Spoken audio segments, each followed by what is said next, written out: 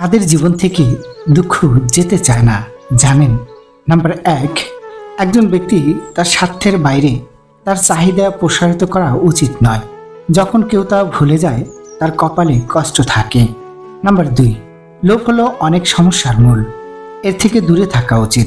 লোভের কারণে মানুষ অনেক ভুল কাজ করে থাকে, যার কারণে তাদের জীবনে দুঃখ নেমে আসে। নাম্বার 3, যারা ছোটখাটো কাজের জন্য অন্যের উপর নির্ভরশীল হয়ে পড়ে তারা সমস্যায় পড়তে বাধ্য। ফলে যাদের সঙ্গে সে কাজ করে সে একদিন কষ্ট দেয়। নাম্বার 4, কোনো সময় অন্যের কষ্ট সমাধানের জন্য সরাসরি তাতে যুক্ত হতে নেই, জড়িয়ে পড়লেই কষ্ট বাড়ে। নাম্বার 5, একজন ব্যক্তির শুধুমাত্র সামর্থ্যের কথা মাথায় রেখে সুযোগ সুবিধা গ্রহণ করা উচিত। যে এটা ভুলে যাবে তাকে ভবিষ্যতে ভুগতে হবে। কপালে সুখ লেখা না থাকলে সে কপাল পাথরে ঠুকলেও লাভ নেই। এতে কপাল যথেষ্ট ফলে, কিন্তু ভাগ্য একটু ফলে না। যারা নিজেকে নিয়ে ব্যস্ত থাকে তারা কখনো অন্যের দুঃখ কষ্টকে উপলব্ধি করতে পারে না।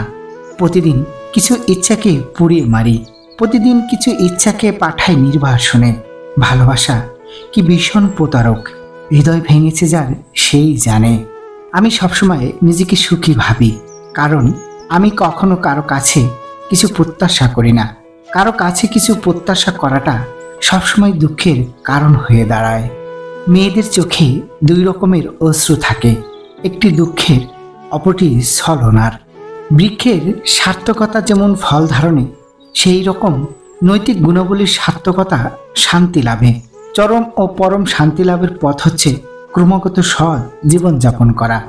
জীবনে 2টি দুঃখ আছে, একটি হলো তোমার ইচ্ছা অপূর্ণ থাকা, অন্যটি হলো ইচ্ছা পূর্ণ হলে আরেকটির প্রত্যাশা করা।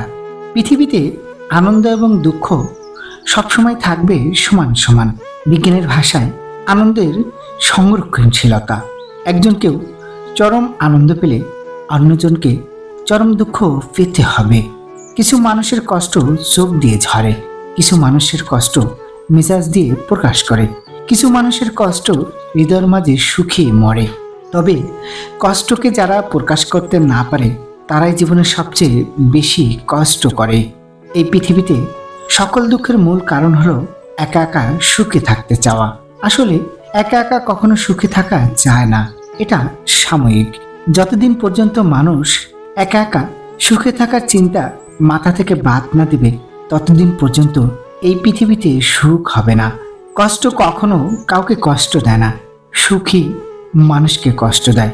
তাই সুখের পিছনে ঘুরে সময় নষ্ট করা মানে দুঃখকে আমন্ত্রণ জানানো ছাড়া আর কিছু নয়। কাউকে যদি বেশি মায়া করো তবে সে তোমাকে সবচেয়ে বেশি কষ্ট দেবে।